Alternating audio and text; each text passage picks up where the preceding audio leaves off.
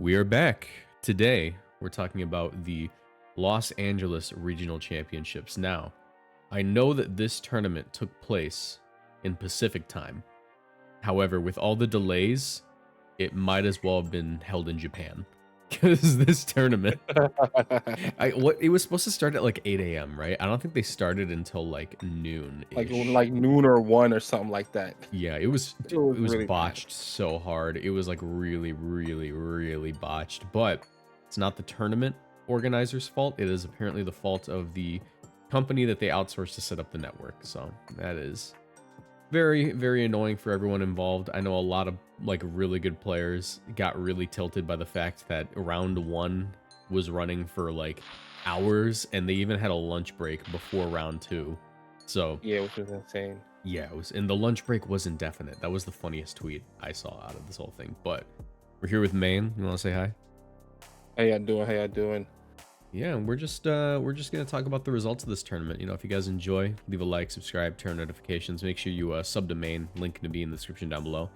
And let me know what you guys want me to talk about next. So, Maine, you want to give the context of what was happening just prior to this tournament? This channel is partnered with GamerSupps. If you want to support my work and get great tasting drinks, you can order GamerSupps through my link in the description down below, or with code Moxie boosted at checkout for 10% off. GamerSupps is a caffeinated product that I recommend only to my 18+ viewers, but my link will send you to their caffeine-free product section just in case. Every product purchased through my link supports my channel financially, so I'd really appreciate the support. Now back to the video.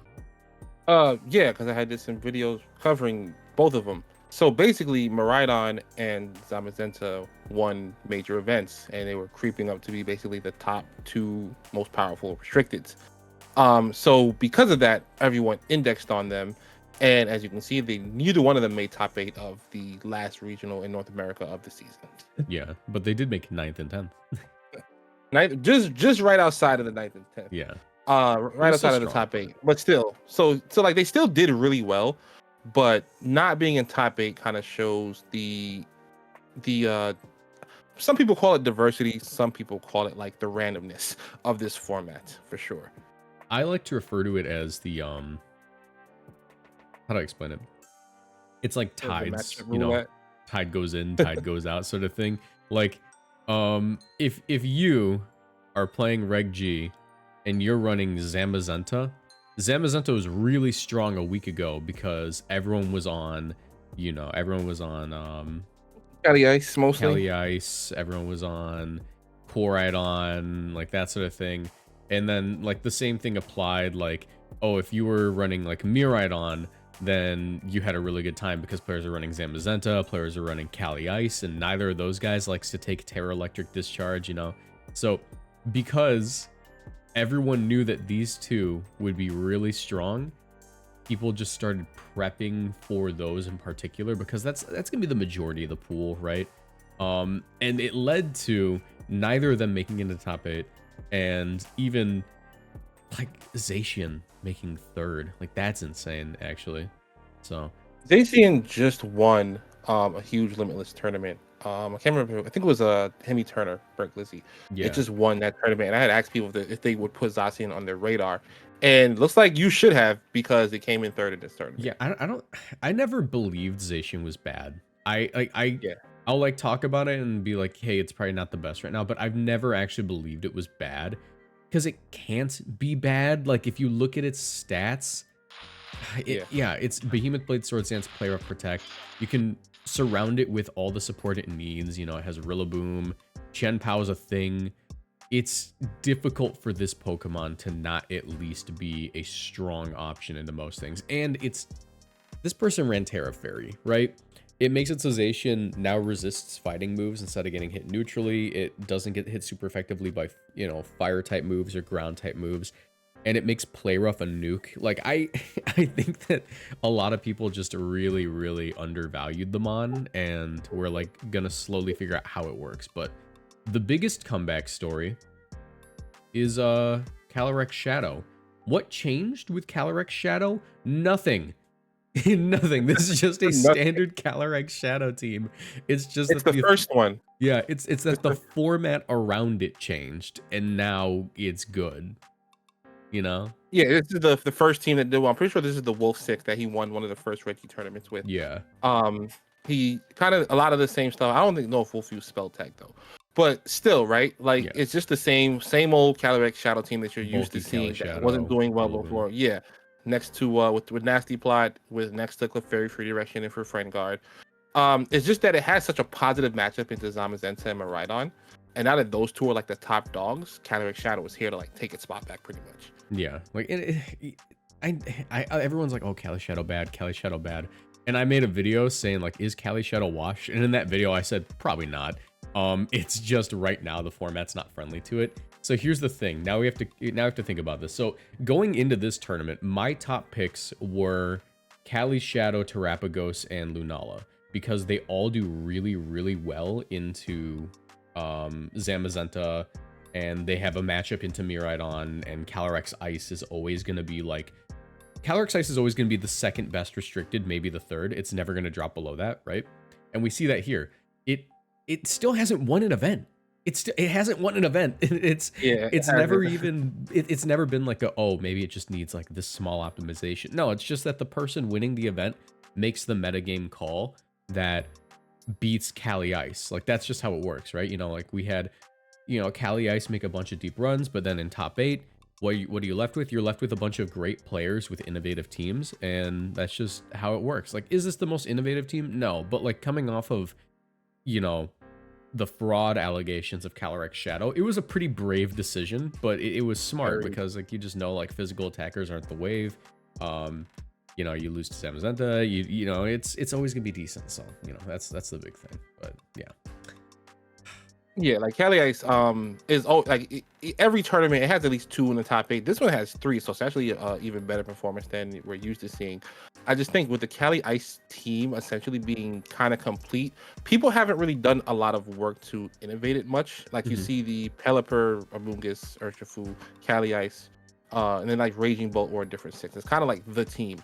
And obviously, even though people know it's coming, they're still not necessarily ready for it all the way because it's doing 2nd place, it's getting 4th place, or it's just doing really great in top 8. The player deficit, but you need to like break past that last barrier to get first. Yeah, essentially, you just need to beat the guy who is making finals with you with the meta call, and sometimes their meta call is just a little bit better than your very, very polished, complete Calyrex Ice team. Yeah, and Scarf coaching U-turn is something that like was piloted at Indianapolis by a few different players, but yeah, Cali Ice with like Urshifu Rapid Strike, that leads terrifying because Urshifu can just Terra Ghost in coaching for Cali Ice, and now it's able to click Glacial Lance at +1, and there's not much you can do about it. Or if you're facing down an Incineroar, it can just Terra Ghost Surging Strikes and you lose the Incineroar. So it's a scary combo. Like and someone in the balancing room decided that coaching should go through Protect, so it's so free. Yeah. It's so free. Like, it just doesn't make any sense how free that is. Yeah. Another thing that we notice about this top 8 is one huge innovation, and that's the return of Gothitelle. Rajan Ball and Colin Hire both ran it. And Rajan obviously is the regional champion of Indianapolis, the one who created the Whimsicott Miraidon team that won the whole thing. This one, still on that Whimsicott train, but now Koraidon pilled with Assault Vest Raging Bolt and Gothitelle. I think Gothitelle is actually like a really, really smart call for the format right now because it just shuts down a lot of different things. We've seen no psychic move Gothitelle be like a huge nuisance for a lot of teams in previous formats. I know that I'm pretty sure no psychic move taunt Gothitelle was Justin Karras' team that he won like that tournament back in Reg C with or something. I know because I like faced it twice that tournament. But yeah, Gothitelle being able to prevent like anything from switching out other than like U-turn, ghost types, and like fake out or parting shot Pokemon, while also being able to shut down Trick Room with fast taunt, covert cloak, and being able to helping hand and foul play. It's Terra Dark foul play, by the way, so it can just beat Calyrex Ice outright. Like, that's really scary. And having like terrain dominance, not allowing for Miraidon to ever hit the field, is really scary. And like, especially with like Koraidon, Chi-Yu, Fluttermane, those are Pokemon where it's like you need to switch into something to eat that hit. Like, in just having Gothitelle lead, being able to say, all right, turn 1, fake out, you better protect. Turn 2, good luck, you have nothing to switch into. Like, that's terrifying. I think that You know, Rajan is definitely on this like hyper offense kick, and I think he's completely right for it. I mean, at the moment, hyper offense is just the name of the game in this format. You know, like it's all about taking KOs as quick as possible. And Koradon, Fluttermane, Whimsicott, Chi-Yu, Raging Bolt, Gothitelle, yeah, you're taking KOs. So Funny because looking at Rajan's team, he built the Miraidon team that won, and then he built the most anti-Miraidon team you've ever seen in your life. that's Like, just how like, Rajan. That's how Rajan balls. That's how he like the balls. Terragos Chi-Yu is a great tech. Obviously, Whimsicott resists both the Miraidon stabs. With the Gothitelle, like you mentioned, yeah, they can volt switch out, but the issue with that is that now you're, like you said, your Miraidon's off the field. So if you volt switch out, it's not getting back in. So Mhm. you can kind of just pick off all of its teammates. And then what ends up happening is you see he has a ground type, dragon type, a fairy type, dragon type, fairy type. So now with all the choice specs Miraidons, what ends up happening is once your front line is gone, it comes in and it has to lock into electric or fairy. And if you choose wrong, you just lose hard. Yeah. No, yeah, that's exactly the point. But yeah, I mean, like obviously it's pretty consistent, 6th and 7th place. Yeah. Next one I want to talk about before we talk about the Ditto team is John Miller's team. So we see this is like sort of just standard Calyrex Ice, but the thing is Calyrex Ice has a really negative matchup into you know, Zamazenta. Zamazenta. So teching on Golden Go to fix the Yep. Zamazenta matchup is actually really cool, just because Golden Go is always able to nasty plot on Zamazenta and then like break past it with Shadow Ball. So that's just like a really nice little innovation I see there. You know, we also see Scarf coaching next to it again. It's one of the strongest combos in the game at the moment. But Justin Burns with the Ditto. Ditto made top 8. That's the crazy Yeah, the part. last time we saw Ditto made top 8 in Indy also on Aaron Trailer's team. Yeah, yeah, But it yeah. was the Miraidon team. He had it. He came in 8th place with it. I never saw it like this version of Ditto with Calyrex Ice. And I guess Scarf Ditto is just kind of a great 6. If you already have 5 that you're comfortable with, that is doing well, and you don't know what to fill the last spot with, like I don't see the downside essentially of having Ditto there. Yeah, and like there's a lot of like situations where Ditto can just reverse sweep a team. Like going into this tournament, like, you know, some people figured Cali Shadow would be strong, you know, at this point because, you know, it's been so weak and like all the things that are like beating it are no longer good. Well, not no longer good, but no longer as popular. So if you expect Cali Shadow to be in the tournament a lot and, you know, you have a little bit of a Cali Shadow weakness, Ditto is the type of Pokemon that just goes, hey, I know you just swept 3 of my teammates, but I have Terra Ghost to burn here, and I'm gonna copy all your stats, and I'm gonna be faster, and also you have no wide guards, so good game, you know? Like Good that's the thing game. that Ditto can do, and it's really It's scary. it's really cheap because it's Yeah. like it just comes in, steals all your boosts. Like you said, the choice card makes it faster, so it just takes all your good work and just flips it on its head. Yeah, Which and is it can do the same thing to Zacian. You know, it not only does it get to steal any Swords Dance Zacian went for, but it also gets the Intrepid Sword yeah, boost, and it does the same thing to and then it gets Zamazenta. Stone Intrepid. Yeah, It Ditto gets gets plus plus 2 2, actually. Yeah, which is and you can insane. Terra Ghost, and Oh, then you wall Zam. is that how that works with the Ditto? Like you keep your original Terra, not the opponent's You Terra? keep your original Terra, and the reason Okay. people go Ghost is because it's strong for a couple of reasons. One, let's say that for some reason Imposter fails, right? Like let's say that the thing across the board from you is another Ditto. Now your Imposter, or let's say that there's a couple of reasons Imposter can fail. Like it fails on illusion, I think, right? So if Mhm. you're Terra Ghost, now you can't get faked out and you can Scarf transform into something and then lock a new move the next turn. But also just like it makes it so you're never able to be faked out because Ditto has like low HP across the board. Even if you turn into like a Groudon, your bulk isn't good. So by Terra ghosting, it makes it so you get the max value out of the Ditto immediately without having to wait a turn. And also because, you know, Calyrex Shadow is the #1 thing you want to copy. Now you get like Astral Barrage with Terra that ability. Ghost. So you get Terra Ghost Astral Barrage after stealing the boost, which is insane. Also, yeah, that Amoonguss is Covert Cloak. Um, it is, yeah. Covert Not Cloak only is is that nice. Amoonguss Covert Cloak, but a lot of Cali Shadows ran Covert Cloak at this event. And I think the rationale behind it, because Clear Amulet, as far as stat drops, it's just like objectively better than Covert Cloak. Mhm. But I guess people are running the cloak on the Cali Shadows because after you Terra Fairy, you're fake out food. Yeah. And I think also with Covert Cloak, because people look at it as a fake out item, I think a lot of people just tend to forget that it also blocks like Snarls, Electro Webs, and Icy Winds. So if you can get your opponent to like forget and like waste a turn clicking a stat drop move like that, that's an attack, Mhm. I guess the mental advantage is pretty good. Yeah. So I can see why people are using it, but generally you'd expect like just for if it's just for stat drops, you'd use like Clear Amulet. Yeah. I mean, yeah, and it is snarl food, so being able to turn that off is really nice. Yeah. Michael Zhang, we see, once again, popping off. One of the most consistent players of this like generation. Yeah, I mean, Chandelure is very clearly a I don't want to lose to opposing Zamazentamon, but we see like this the Zamazenta Moltres Galar thing going on. We see Thunderwave on the Fluttermane. I hate that, but respect it. Oh my god, I hate Thunderwave on all Yeah. Pokemon. Grant Weldon, one of the most consistent players in the game, IMHO, as far as not Reggie Steel, as far as Reggie Drago goes, one of the most consistent players in the game. Actually made it really deep into the tournament with a Zacian Reggie Drago team, which I think is really cool. I mean, I figured Reggie Drago would be decent in this format because there aren't a lot of fairies, just a few consistent ones. And by running Zacian next to it, you can just remove those fairies. It's sort of like Golden Go Reggie Drago, but now you have a physical attacker. So like that's really decent. Other notable things, there was a Mouse Ape in top 32.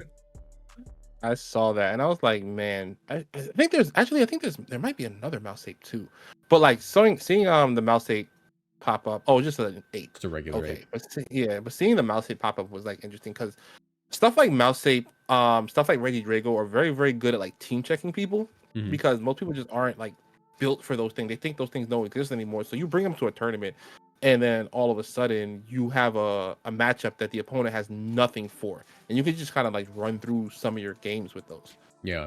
You know what's crazy? The highest placing Terapagos was 22nd. That's really poor. That's And really it's a really bad strange for a Terapagos Pokemon. too. Power Meteor Beam. I didn't even know it got Meteor Beam. But yeah, Terapagos is. I think the issue with Terapagos, for a Pokemon that is obviously very strong and has like a lot of top 8 results and a lot of day 2 usage in most of these tournaments, I think what ends up happening is that people are, especially on the choice spec sets, what ends up happening is you lock into like a move like Terra Starstorm, but too many things resist normal to lock into that consistently. And then if you Terra and lock into it, you just get walled by Wago and you just auto lose. You can't hit the ghost types, which did really well this event. Fluttermane had high usage and so did the Calyrex Shadow. You can't hit them unless you Terra. So like you're kind of predictable in your offense there. Earth Mhm. Power just doesn't do enough consistently. And if you lock into something else if you lock into Earth Power, you just lose to like the flying types, right? So I think it kind of got exposed a little bit in this tournament. And I'm curious to see how it does going forward. All right. Yeah. No, that makes sense. I think that Terapagos is actually going to be in a better position going into NAIC because it did so poorly here. Like it's not on anyone's radar at the moment. So, yeah, I don't think there's too much else to cover. It's more the same. Oh yeah, Kyogre nowhere to be found. MIA, dead. Groudon did better. Yeah. Groudon did better. Groudon did better. There's an Eternatus at 1/12th, but it's 1/12th. So I think so. Kyogre, the issue with Kyogre is that all the things people thought about at the beginning of the format are kind of coming to fruition as the format develops more, right? yeah. So as you see in this tournament, lots of Raging Bolts, right? Even Iron Hands resurged. Both the Sunsetters were in top 8 restricted for day 2. In Miraidon was the big thing going into the tournament. Miraidon was the big thing going into the tournament. Ogerpon Wellspring shot into the top 12 usage for day 2. So like all of the checks that we talked about for Kyogre, which also are not hard to fit on teams because they're just such good Pokemon, are on all the teams. So now Kyogre's facing that struggle. Yeah. So yeah, unfortunately Kyogre washed again. No. These things I always have to end all these videos with the same message. These formats, restricted formats, are in cycles. Like at first, Cali Shadow was good, then Cali Shadow was bad, then Zamazenta was good. Now Zamazenta probably still good, but it didn't top 8. So it's gonna be off the radar for a little bit and it'll come back. You know what's probably never gonna fall off the radar? Calyrex Ice, because it's the most consistent team in the format. In all likelihood, Calyrex Ice will win Worlds, but for now, it's not doing much better than second. So or much better than like third or fourth or second. So I think it'll win NEIC and then not win Worlds. That's not possible because I'm winning NEIC. So thank you all for watching. If you enjoyed Leave a like, subscribe, make sure you check out Maine. And yeah, we'll see you in the next one. Bye. Peace.